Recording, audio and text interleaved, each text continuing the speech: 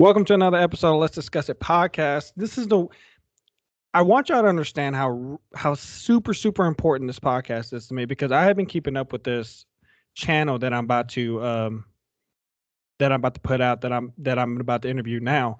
And so I'm going to tell you how this kind of came into play and how this all became very important to me. And I just, like I said, once you go down the wormhole of things, you start to find out, certain things about people and certain people, certain people that are in the public there, I've never seen people who do things in plain sight and just clearly get away with it. But there's also people out there that are advocating to do right by people and expose people, and which is, what we're going to get into.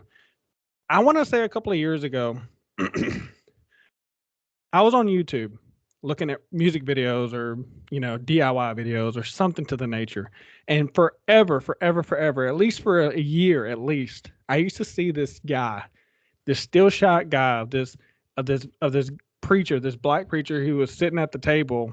And I always thought it was kind of funny because his hair was really kind of weird to me. And I was just like, and on the captions it says, "Lying preacher gets caught about funds."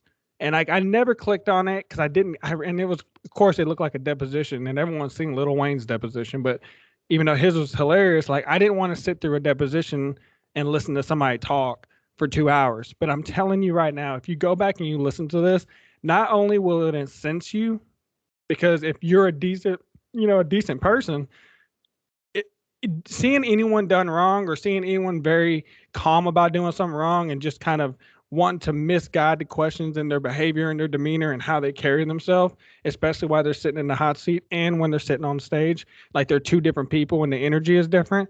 You go down the wormhole and realize that this guy's really a piece of shit. Who I got on the phone right now? Full frontal exposure.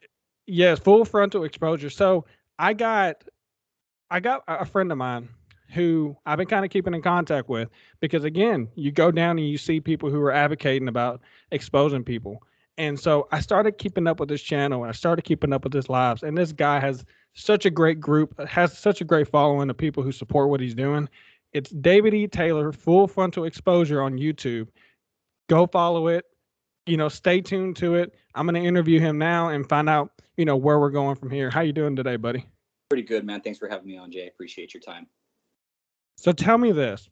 This is the basic question that I ask anybody who's doing what you're doing. Where did this all start for you? Where did this all become so important to you?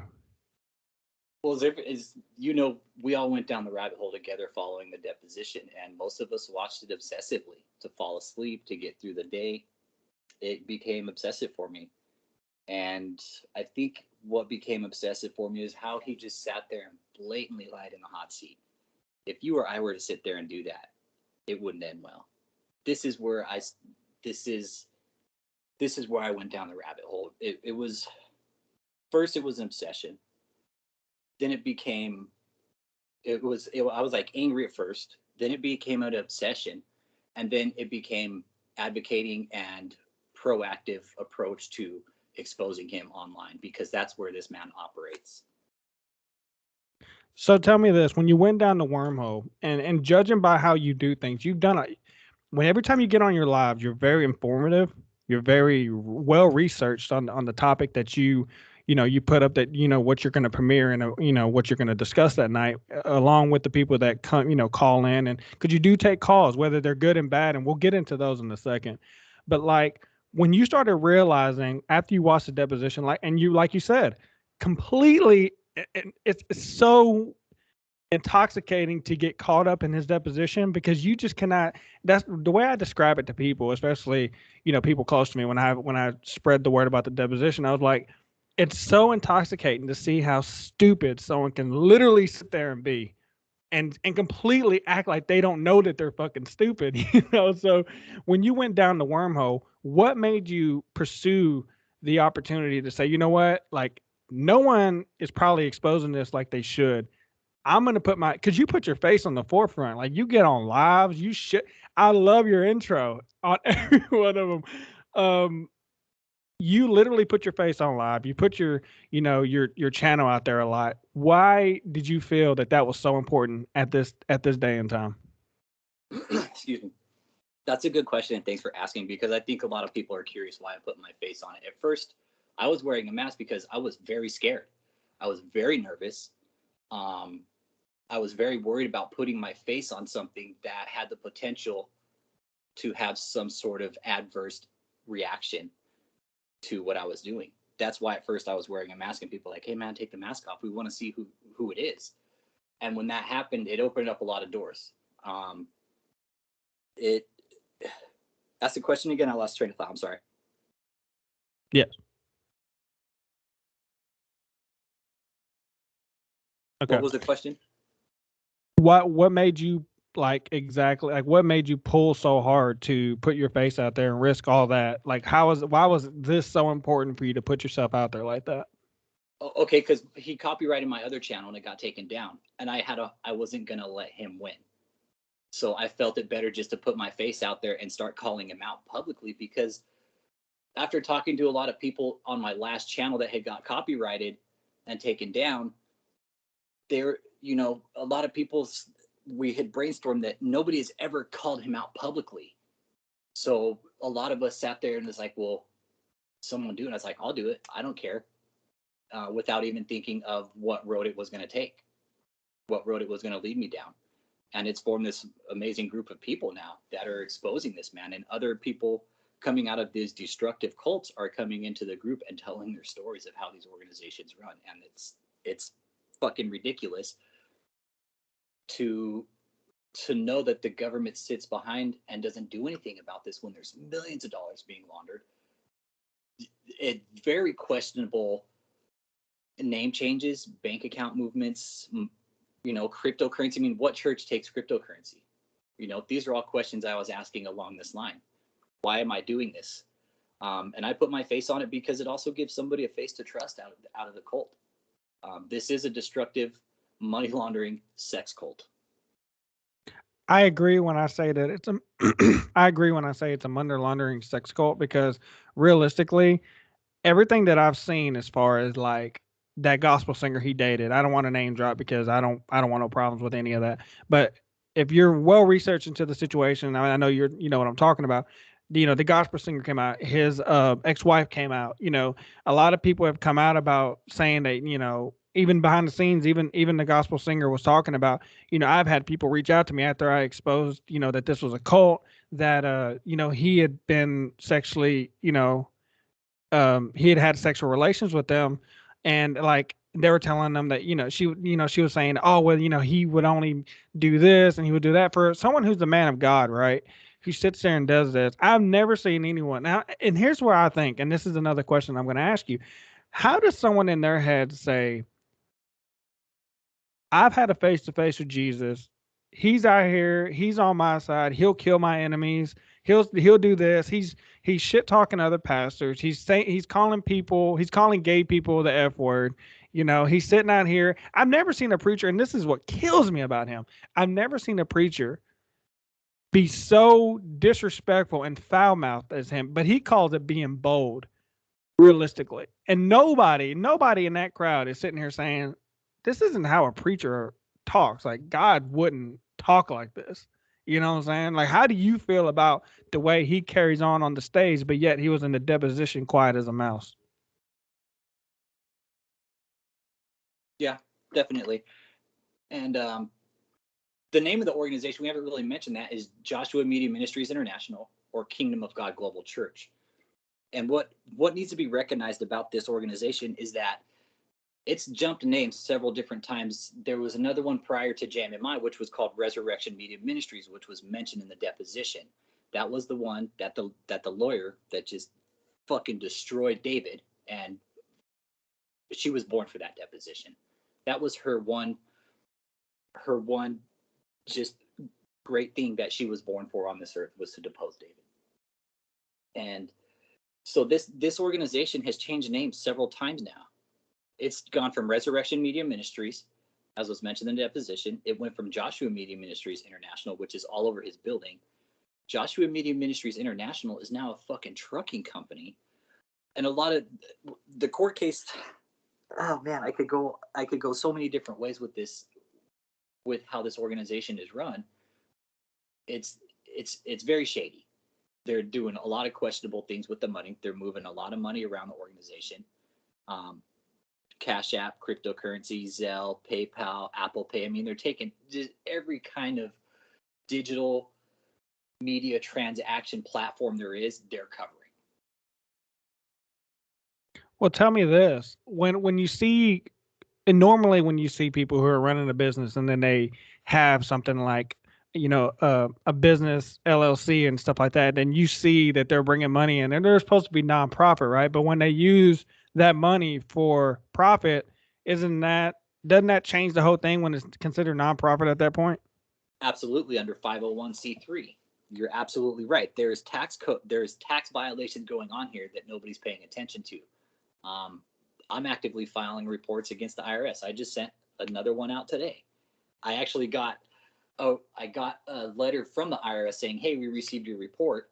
And here's the thing: when you file these reports, we will never know the outcome of the investigation. We'll never know if there's one been started. We'll never know anything about it ever. It's just the way the tax code works. It sucks because we're taxpayers, and by law, these 501c3s have to show tax information. They have to show how much money they're bringing in. This organization is not doing that. Hasn't done it since 2017. And by the end of 2017, they had already brought in $12 million. That was on their last known recorded amount of finances that was brought into that organization. Now, between 2017 until now, they've done a lot of name changes. They've opened LLCs. They bought 2 mansions just within the last year. Big ones. One's 11 acres, okay? And then they bought the fucking residential center this year too for 1.9 million cash. They also bought another mansion for 1.475 million. The details of that was they went to buy the house, went to buy this mansion up in Chesterfield. And mind you, if anybody has watched the series The Way Down with Glenn Shamlin, I believe David is trying to centralize his cult in St. Louis. That's where he's operating out of, is Chesterfield, just out of St. Louis. And he's going to centralize everything there. So basically from 2017 until now, David has changed names and moved money around and has just completely manipulated the tax code. Well, tell me this then. With you speaking about that, and how is it that? And I'm not saying that this should apply to all churches, but like, how is it that even in the deposition he was talking about? Well, we are provided many allowances, and we're provided this, and we're provided that, and I've seen the way this man conducts his service. I've seen the way he belittles his staff. I've seen the way he was very adamant about, oh, if anybody tells you I don't like big gifts, they're lying. I've seen the way he sits there and he demands that he has this, this, and this. And I've seen the way he demands for money. And the fact that he uses God as, well, God, he'll be in the middle of service, dude, and literally in the middle of service. This man has literally said in in the whole deposition, every time he's seen Jesus face to face, it was in a dream. It was in his sleep. So in the middle of his service, he's like, okay, Jesus just came to me, or God just came to me. And he just told me there's someone here who needs to sow, $20,000 right now. And I'm just like, how can you, for one, if you know people are down and out on their luck, and let's just say that they're gullible enough, like the woman who, donated the money that started the deposition, why take advantage of someone so gullible? But yet, for someone who's so controlling the way he is and the way you see him conduct himself in that deposition, what really freaked me out, or really kind of I'm just like, who is not seeing how this guy is acting like he doesn't know shit when you see how controlling he is just about volume control and what's in the background? He knows how much money he's spending. He just knows if he says it under oath that he's going to be held accountable for it, even though it's not an actual case about him. It was a divorce case. Right. And let's talk about that for a second. The deposition, okay, the deposition was a recall in a divorce case. That's it. It was a recall in a divorce case. And I'll try to explain this the best that after piecing everything together over the last few years. And mind you guys, when I pieced this together, I've been following this since 2017, since the depositions came out. So, recall in a divorce case. Debbie Frazier won the divorce case against her husband, Rick Frazier, right? So Rick paid her out a pretty hefty sum. It was a good amount of money. So Debbie goes and gives all the money over to sack of shit David E. Taylor, right? Debbie comes back to Rick I don't know what the time frame was, and I FaceTime with Rick earlier on this prior to this year in April sometime. I had FaceTime with Rick and we had talked a bit. Overall, nice guy, scam artist as well. All the stories out there about him molesting his kids, there's no fucking way Rick molested his kids. Rick is a good fucking dad, man. That is one thing I can honestly say about that guy is he is a good fucking father, man. Beyond that, this is all stemming from a divorce case, really, because Debbie ended up giving this money to David Taylor. Debbie goes back, well, I need more money. Rick says, well, where the hell did you give all this money to? Debbie says, hey, I gave it to this apostle. Okay, well, bam. I want to depose him because I want to know where all the money's going before I give you any more money. So that's basically how the deposition starts, is because Debbie went back to Rick asking for more money after she just got a big settlement in a divorce case. And Rick was like, well, where the fuck's all this money I just gave you? Yeah, because in the deposition, she was she cast out her what if I'm wrong, correct me in a minute, but she cashed out her 401k, I believe, or or some type of retirement fund, and any assets that she had, which came up to like 1.2 or something $1 million. But what really got me was the deposition, and what this is what angers a lot of people who are on TikTok who sees it, and it's someone who's not as informed and as researched as you've done. Um, they have literally they're listening to the deposition, they're seeing clips here and there, they're doing this, they're doing that. They're not realizing that this guy is actually not on trial, so nothing is ever going to happen to him about this. All that deposition did was expose that he's actually doing it. At this point, it's up to the public.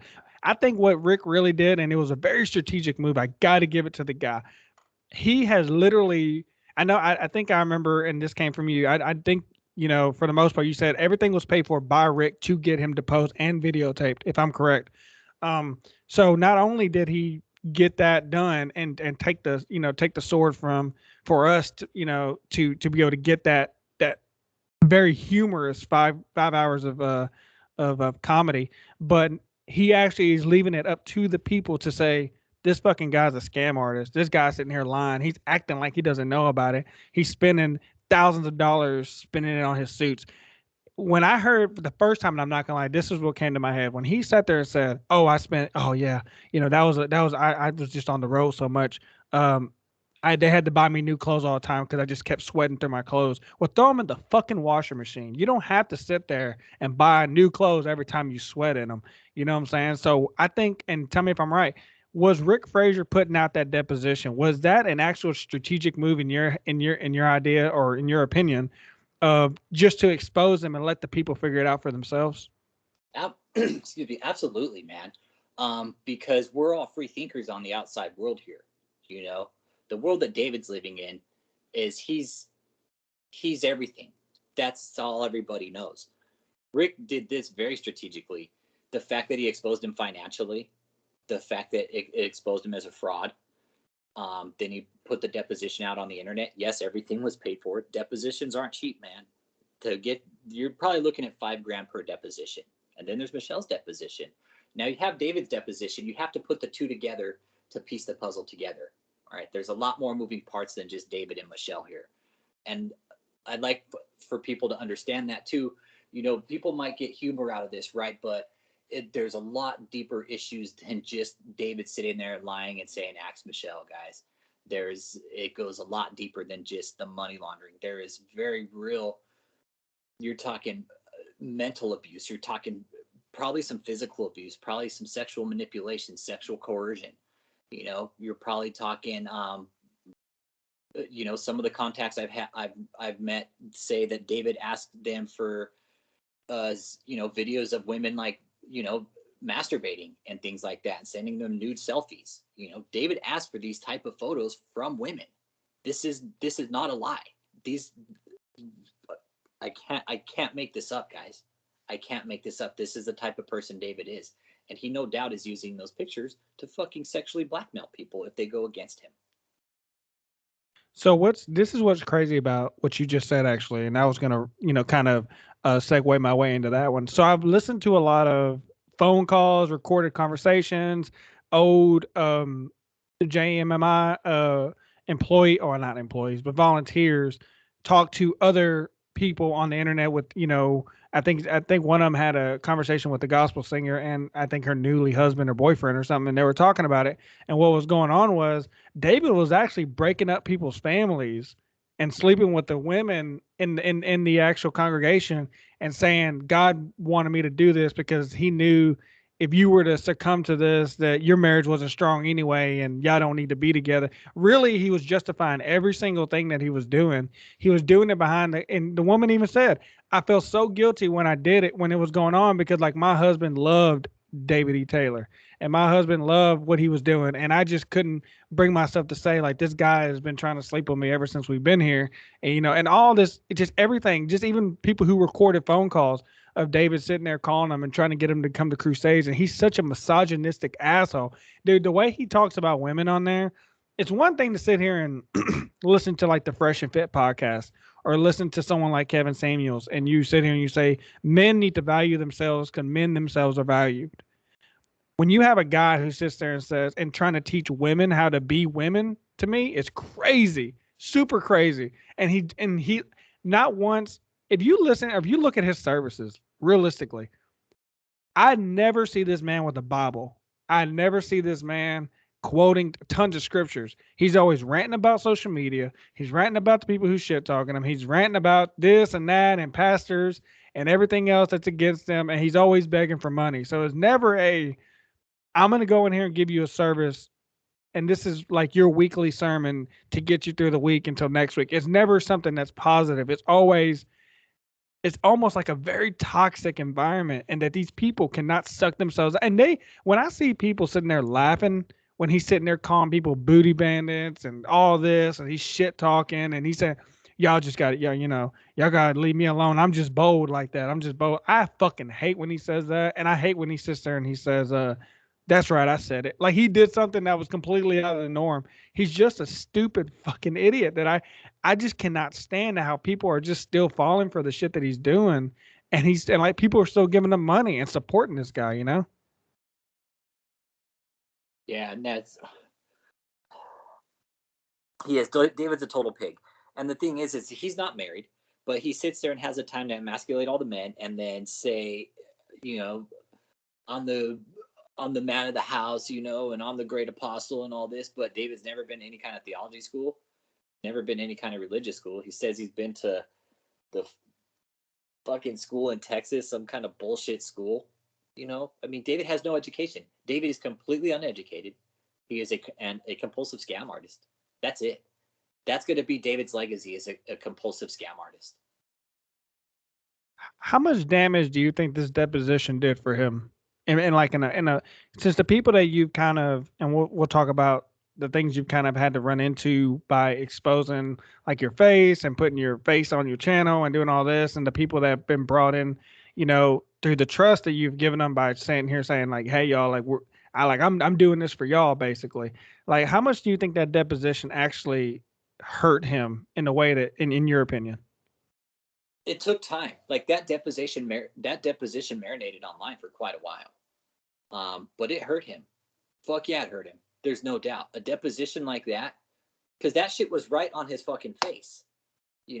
That camera doesn't fucking blink. Everybody saw what the fuck he did. Everybody saw what he said, how he said it. And one thing I pay big attention to on camera is body language, because body language says a lot about a person's state of mind. And David was shitting bricks in that deposition. We all know that. Did it damage him? Damn right it damaged him, man. And just even putting Michelle's deposition together is even worse, because it's just the fact that she goes in there and says apostle doesn't lie. Like David lied through his whole fucking deposition, man.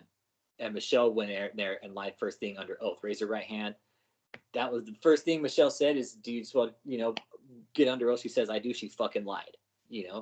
She lied just by saying I do, because she was going to go in there and fucking lie. If I were to lie under oath, or you, or any other normal fucking person, dude, we'd be thrown in fucking jail, man. And that's some shit. That's why I got upset, because I know if I was in that hot seat and I was sitting there bullshitting and lying under oath, man, I'd be thrown in fucking jail for perjury, man. Straight up. Did it damage him? Damn right it did, and it's still damaging him. And the fact that the deposition is out and it's still out there, and there's more and more people that are behind it and noticing it and saying, hey, there's something wrong here. This is why we're here, man.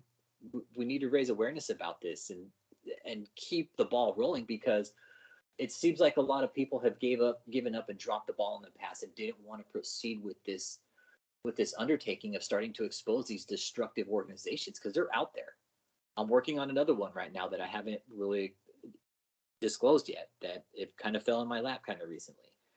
So it absolutely did hurt him 100%, man. And that's why Rick did it. David hurt Rick, so Rick was like, oh. And here's and talking to Rick, okay, what I'm going to say here, this was a conversation I had with Rick, and Rick saw David in court, okay? Rick sat next to David. This is Rick telling me, he's like, I sat next to David in court after all this went down. And he sits next to him and he's like, hi, I'm Rick Frazier, you know, and overall the conversation, he was like, you know, Rick is telling David, hey, you know, will you give Debbie back just some of the money, so she at least give her back 10% out of the $1 million plus that she gave you, so she can at least get a life started. Rick tells me David's reply to that was, don't be ridiculous. So that's where Rick said that was the turning point for him in going after David. Then yes, it absolutely did destroy him 100%, man. And it did it brilliantly. Well, with the fact that you've spoken to Rick, see, I didn't even know that. And I don't know if you ever said that on your channel or anything that I can remember. But is there anything about that conversation with Rick Frazier, as far as like how did it start? Because not a lot of people that I know of who's actually out here exposing David E. Taylor has actually spoken to Rick Frazier in such a way like that. I know that, you know, Debbie has gotten on, you know, the internet and has made some wild ass claims about Rick. And I know Katie got on the internet and made some wild ass claims about Rick. But like in my head, Debbie Frazier's YouTube video talking shit about Rick and taking up for apostle after all this it looked pretty much like she was really kind of pushed into that, because and they've also revealed in the depositions, I think it was Michelle's, that she is actually mentally ill, that she was diagnosed with like mental illness or something. So that's why, you know, her incapability of making the right decisions was kind of questioned through here. So they're basically saying like, you know, this woman, like whether you knew or not, like this woman has a mental illness and she's not making the right decisions for herself. So she gave her this money, not, I guess, unknowingly to her that it will damage her in the long run, but she did it because like she thought of the JMMI as a second family.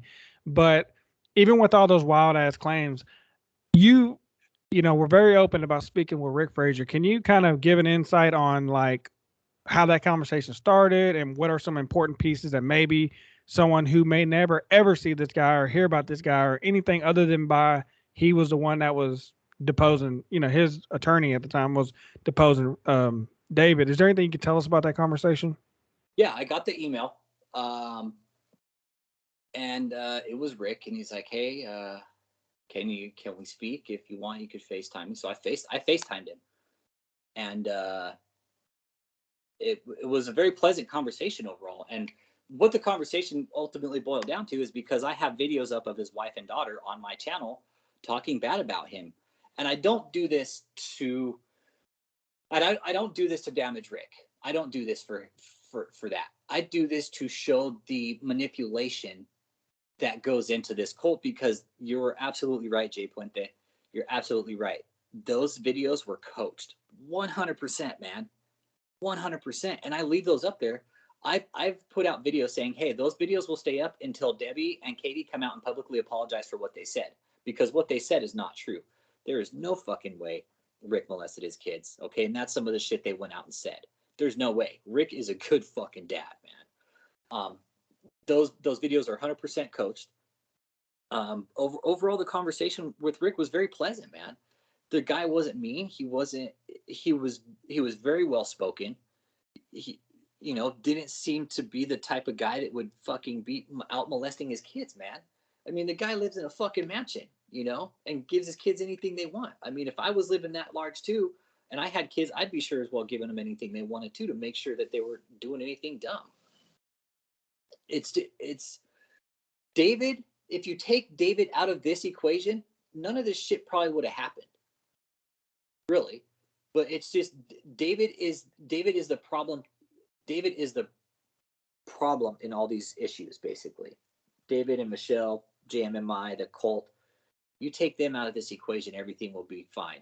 But overall, again, sorry for getting sidetracked.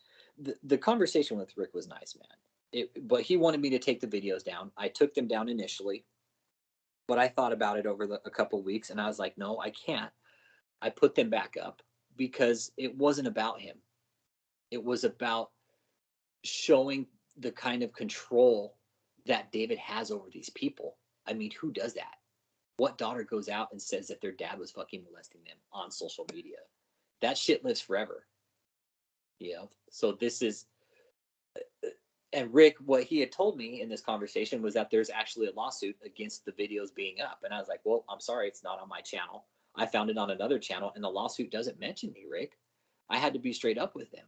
I was like, well, I'm not on the lawsuit, man. Like, I can't be held liable for that.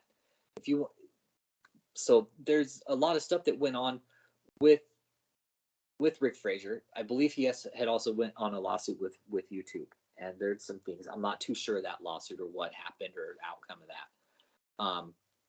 But there was some sort of lawsuit that Rick had filed against YouTube about the videos because they're damaging, man. Like, that's some harsh shit to say about your dad. And the fact that his ex-wife comes out and says this is some really shitty shit, you know, I mean, they were just pissed at Rick for what they had done to David. You know, this is all like he said, she said right now, but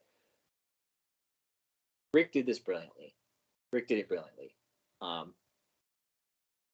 And I think he did it. He had every fucking right to, man. Every right to.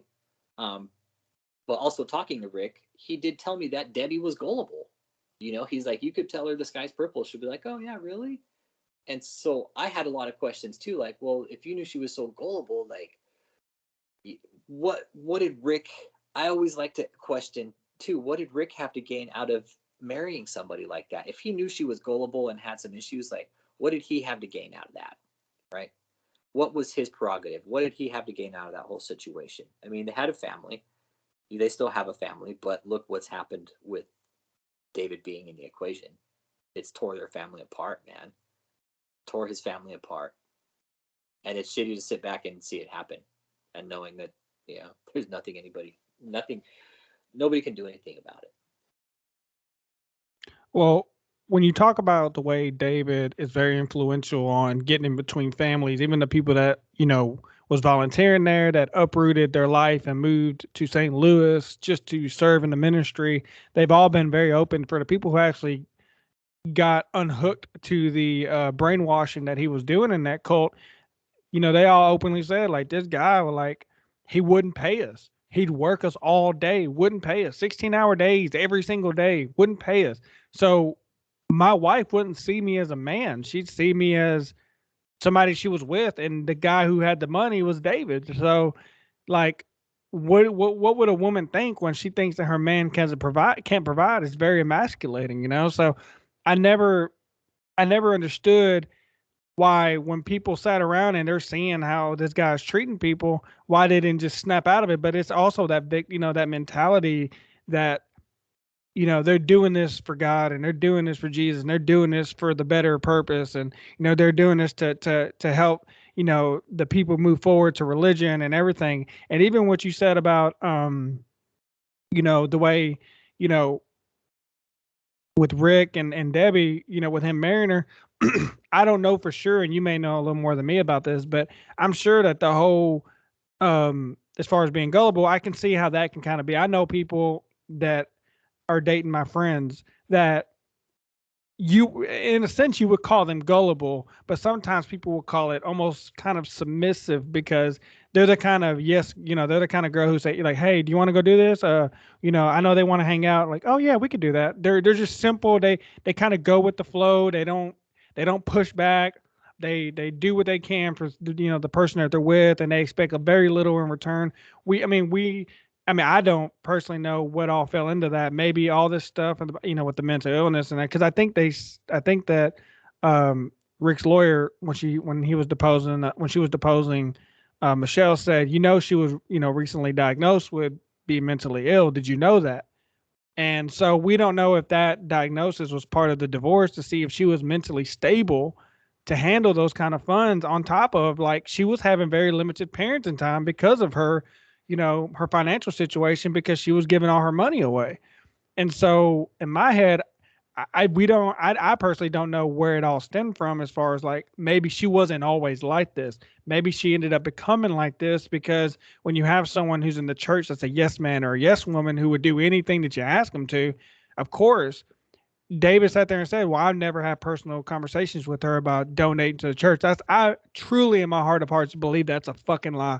Whether he sent somebody to go do it for him or he personally did it, it's not going to matter. We'll never know the truth. We'll never, never, never know the truth. But in my head, I think that everything that David has done, he has literally wormed his way through life by scamming people and doing what he's doing. But as far as in that deposition, when Rick was there anything that was ever said off camera, or maybe something that the lawyer said off camera, um, that wasn't on the deposition, because they actually turned off the audio when they wanted to go off the record? But is there anything that he told you that was happening during that deposition that you could tell us?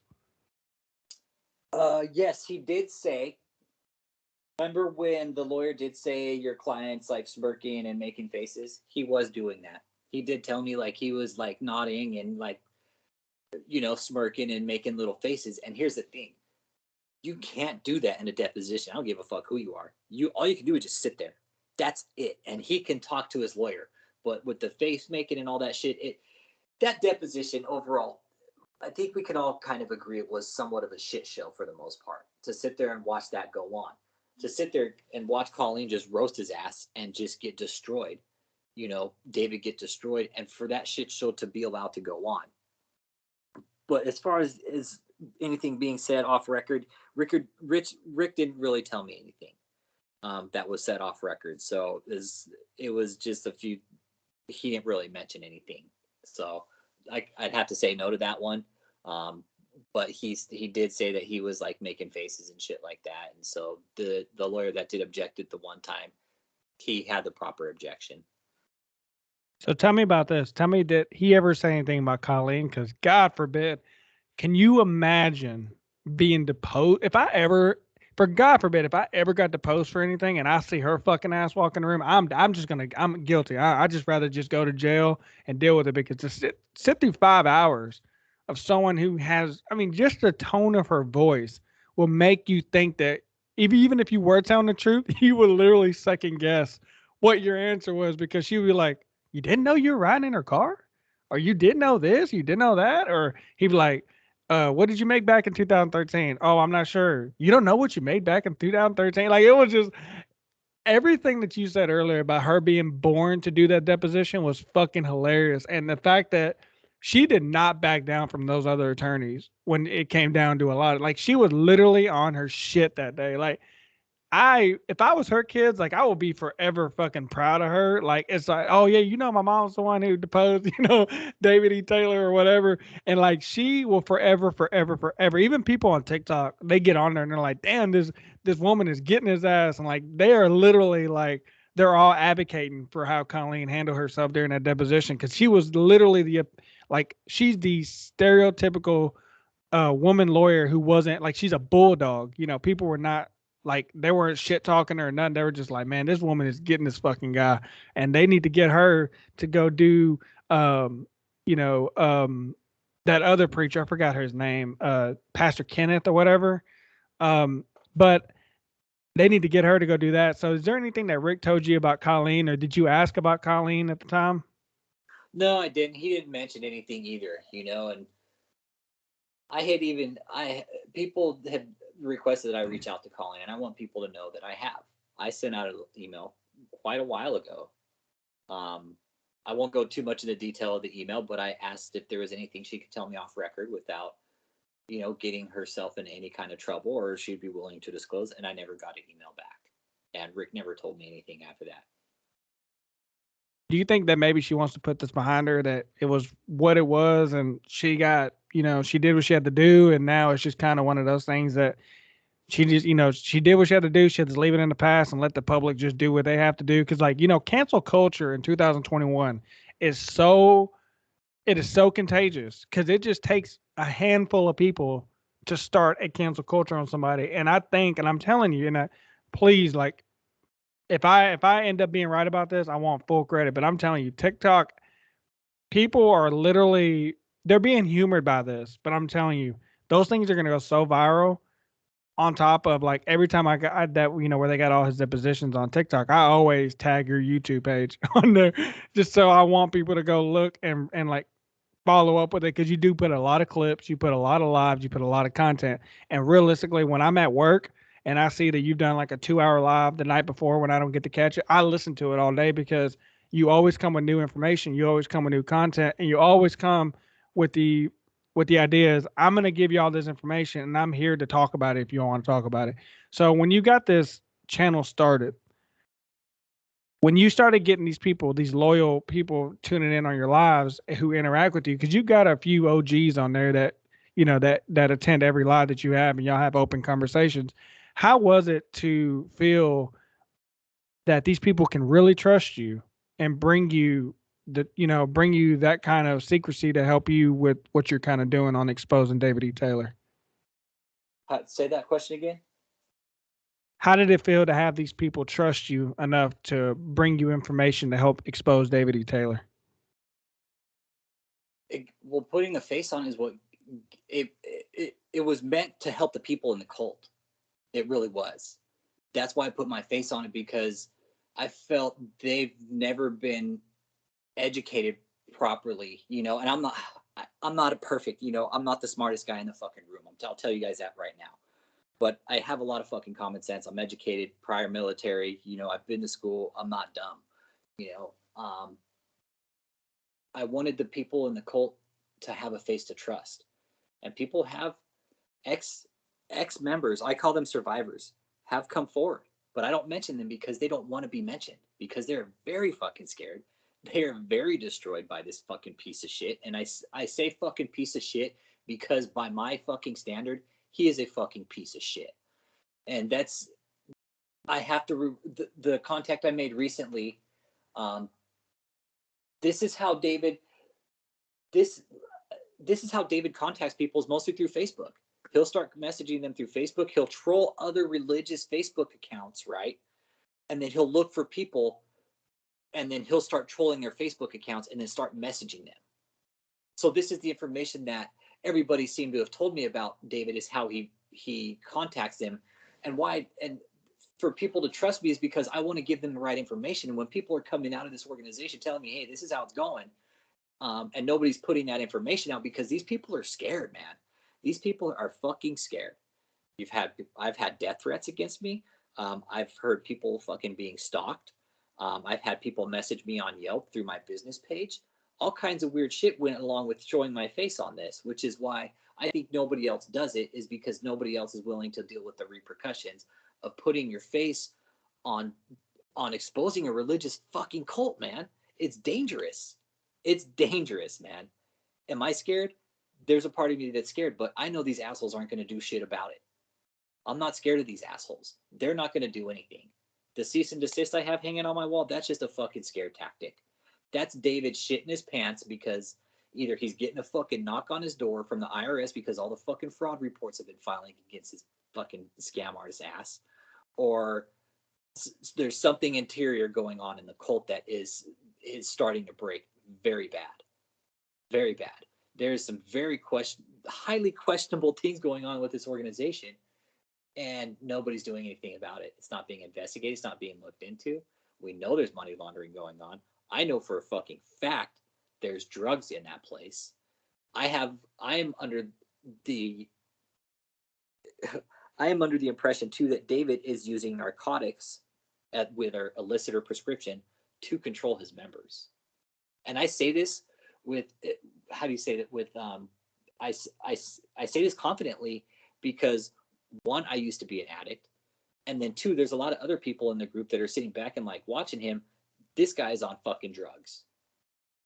And we're not dumb. I think you and I can sit back, Jay Puente, and seeing some of his actions and be like, dude, this guy's fucked up on drugs. So I do this. It feels good because I know the information I'm putting out, like why the people trust me. I know the information I'm putting out is accurate. I know it. Some of the information I've got is misinformation, but that's because the closer you get, the more scared these people are going to get, and the more scared they're going to try to make me by sending out death threats and cease and desist letters and all this other bullshit. A cease and desist letter is a fucking punk ass way for David saying that he's fucking scared. When you have these people reach out to you, these survivors, what is the most disturbing story that you felt in your hearts and hearts was real? All of them, man. Every single. I think the one that I won't go into details, but there's one that I was told kind of recently, and yeah, I'm sitting here thinking about it right now because every so often I'll see that person on Zoom, and it's like knowing that there's people being directly affected by him right now as we speak.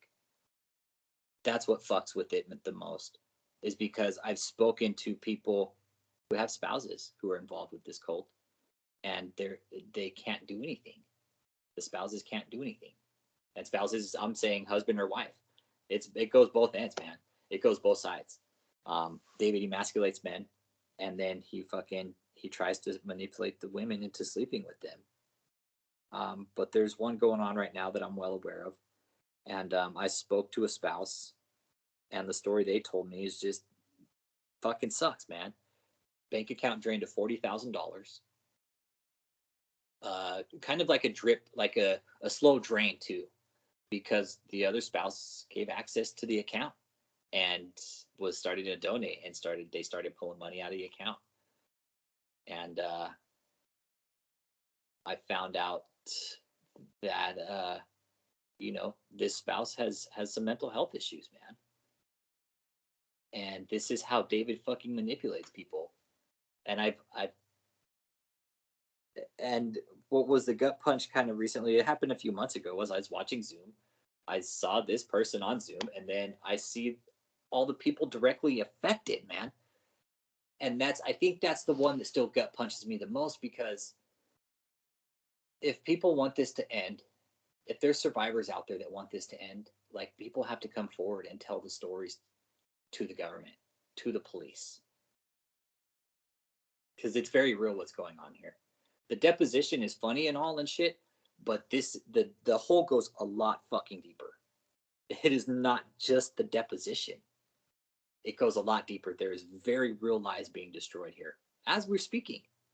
As we speak, man. No, there's no bullshit behind this.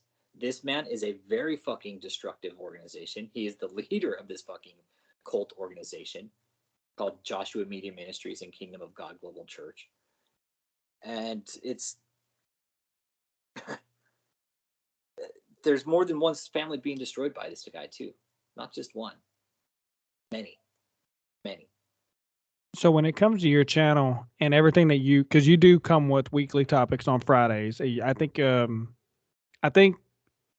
what I can see, I really think that there's something going on with your YouTube channel. I really think that whether it's David or somebody in his cult is really affecting your numbers and how everything's going, because it's very unreal to me to know that when it comes to algorithms, I don't know a lot about them. I just know that there's certain things that you can do to put yourself in that algorithm.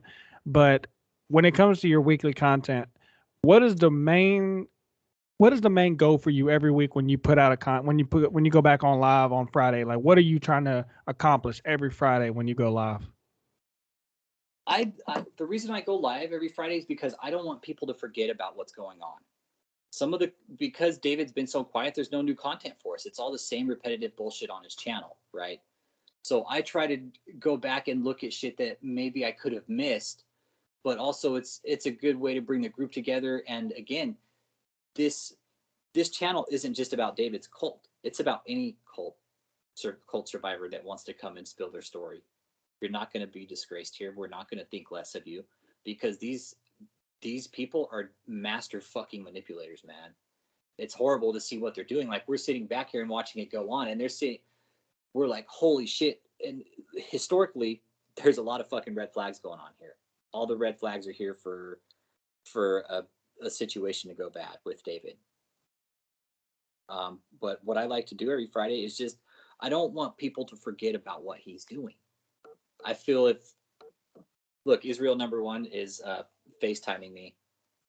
I don't want people to forget about what's happening with that organization, because it seems, again, I think people have dropped the ball. Like, the deposition went out, and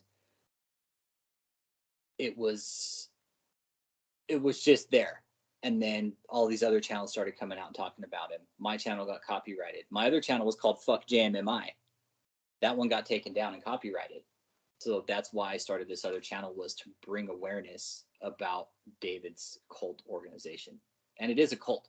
By definition, it is a cult. If you apply the BITE model to David of a cult leader and a cult organization, he fits every fucking bullet point of a destructive cult leader, man. Well, tell me this, and it was crazy because, like, you have worked extremely hard on exposing this guy. You've done a lot of research. You stayed, pretty, with the confidentiality with your contacts and people who reach out or whatever. How hard was it to infiltrate their Zoom meeting that they had on during the service? Because you were in the background with your, I think it was Axe Michelle shirt or Try Macy shirt. I can't remember which one it was, but you were back there flipping them off and doing all kinds of stuff. How long did it take to infiltrate that? That took me a while. It that was a patience waiting game, really. That was all about timing. Had to be there, right place, right time. Yeah, that's how that went down, though. That took a long time to get there. It's really hard to do anymore. But yeah, that was a patience waiting game, and it's only happened a few times. When it comes to filing fraud reports, because I mean, you've done it, and you're pretty adamant. I think you even have a folder, if I remember correctly, of blank fraud reports that you can file for your daily or weekly submissions to the IRS. How important do you think that is for people to get on board and start doing what you're doing weekly or even every other day or something? How is it going to be effective if you feel to keep filing with a big number of people to do that? Do you think that would be very effective? Absolutely. It's everybody's responsibility, and it's your duty, because you're a taxpayer. He's defrauding the government. It's everybody's responsibility. That's what I say. It's responsibility. It's your duty. He's taking from social services. He's taking from public services. He's taking from everybody, man. He's taking from everything. A lot of money, too. So I think it's everybody's responsibility, too. It's very important. The more people that file against him, the IRS can ignore, a report a week from me. They can ignore that, and they can keep ignoring it. But you know what they can't ignore? They can't ignore 50, 60, 80, 100, a couple hundred showing up a week, man. They cannot ignore that on one organization. They will fucking investigate them, and it will trigger an audit. Eventually, how long? I have no clue.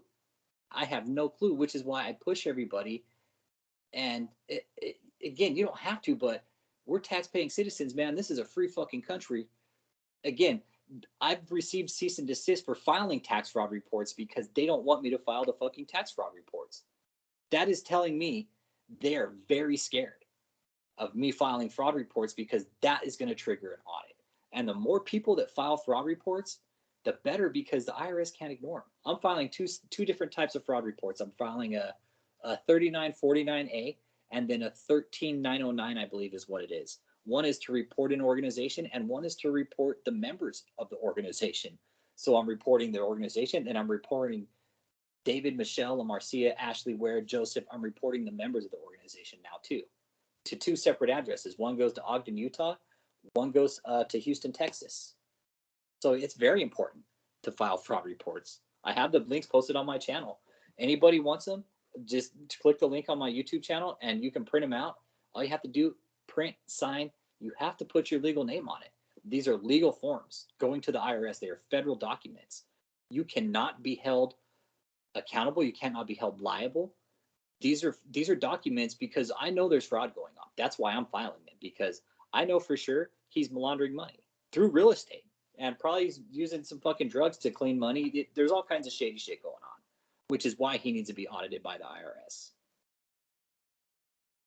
Do you think he's investing in the property? I know you said that you know it's money laundering, and he's been buying up a whole bunch of property, especially the residential center, which ended up being a big, full blown out court case between him and Harold Lewis.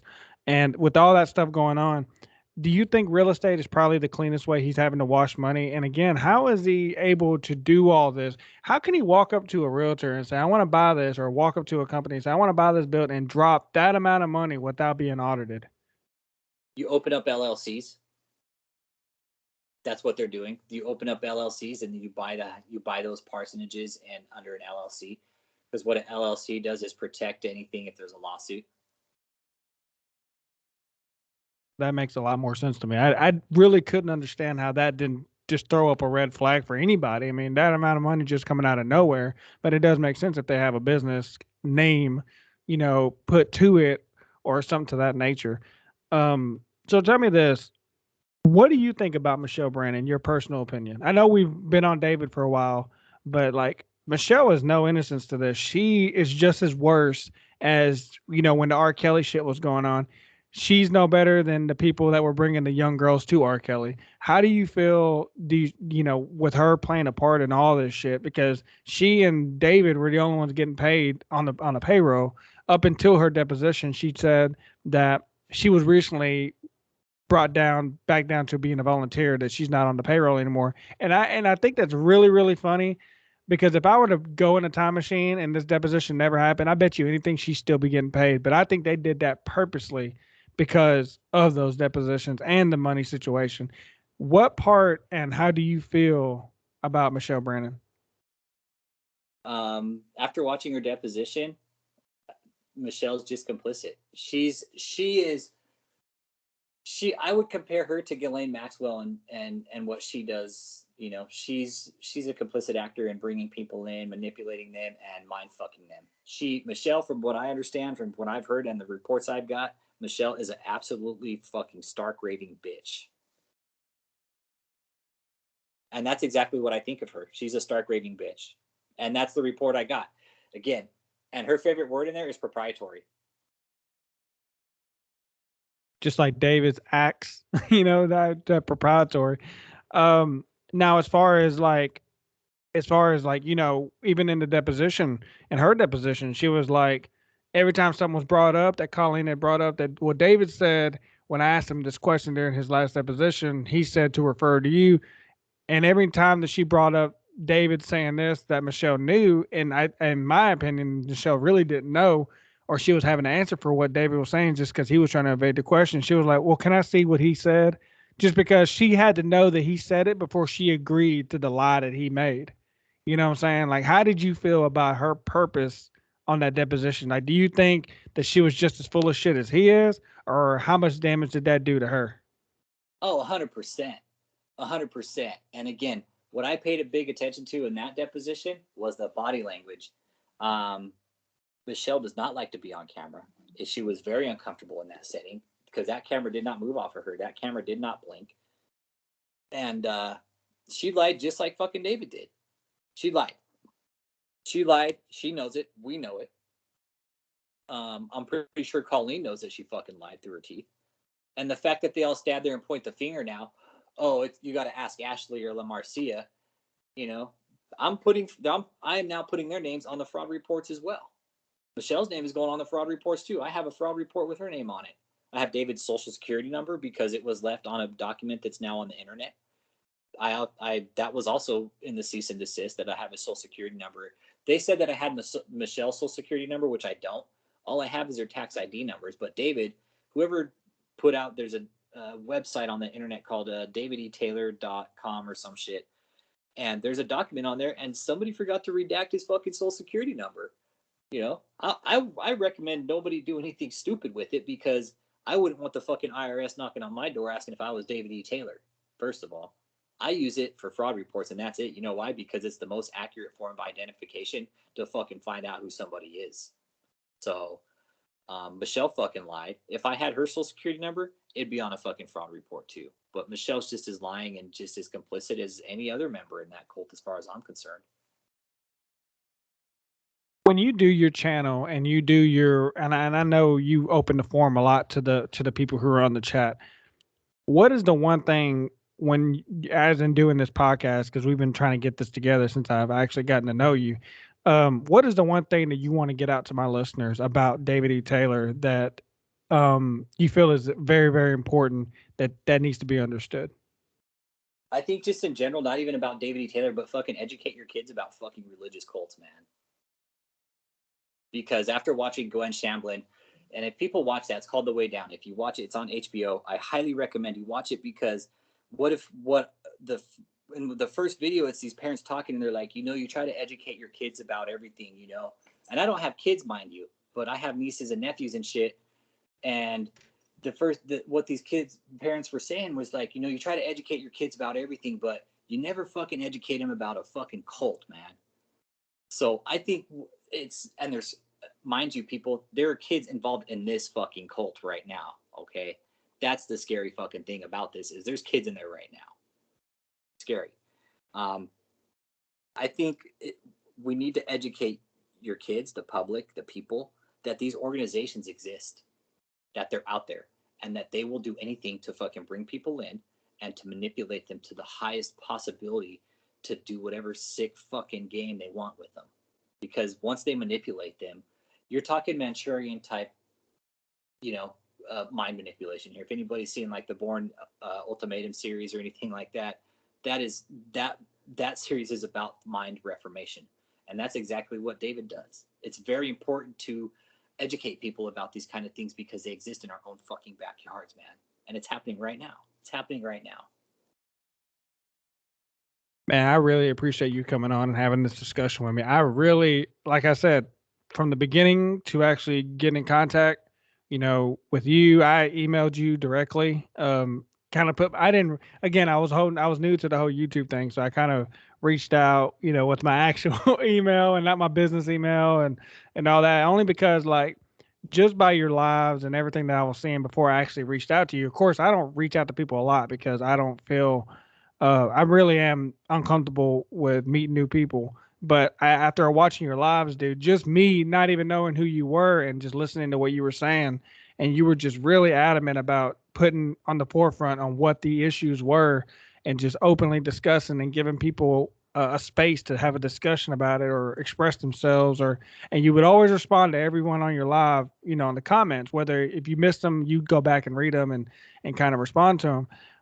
When I was able to reach out to you, I mean, you got back at me, you got back to me really quickly. You were, very cordial. You were nice. You were responsive. You were, very informative to all my questions. And then I started keeping up with you. And as I got to know you, I'm starting to realize like you're a solid person, and like people should be able to trust you. And like you have done right by everybody that I've seen so far as what you're doing now. The YouTube channel is David E. Taylor Full Frontal Exposure. Y'all, I'm telling you, you have to follow this.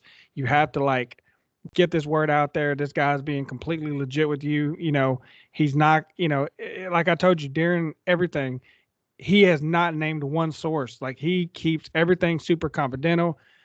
He's very comfortable with, expressing and kind of putting your story out there without giving you away. Like this guy's really done his homework and done a lot of research. And I'm going to keep, keeping up with you until all this happens. And when David gets put in jail eventually, we'll go, we'll keep up with the next thing you're going to expose after that. And I think what you're doing is completely great. And I completely back up anything that you do. And if there's any way I could help, just let me know. But again, dude, thank you so much for taking time out of your day to have this conversation with me. No, man. And thank you, Jay. Thanks for following the channel, and thanks for giving me the opportunity to have a voice out here and, just raise awareness. Really, that's what it's about here. I don't make any money off of this. I have no personal gain in this. I don't want money. I'm not trying to buy my way out into heaven or buy my way out of hell with this. I'm not religious. There's no personal gain in this for me. It's just to raise awareness, man, because there's something wrong here. There's something wrong. But again, thank you for having me, Jay. And I look forward to having you on the channel. Thanks again, man. No problem, dude. This is Let's Discuss a Podcast with Jay. This is on Apple Music, Spotify, Anchor. All the links will be posted on the podcast, whether it's on Facebook or it's just going to be on my personal page or my business page on Facebook on Let's Discuss It with Jay. The YouTube channel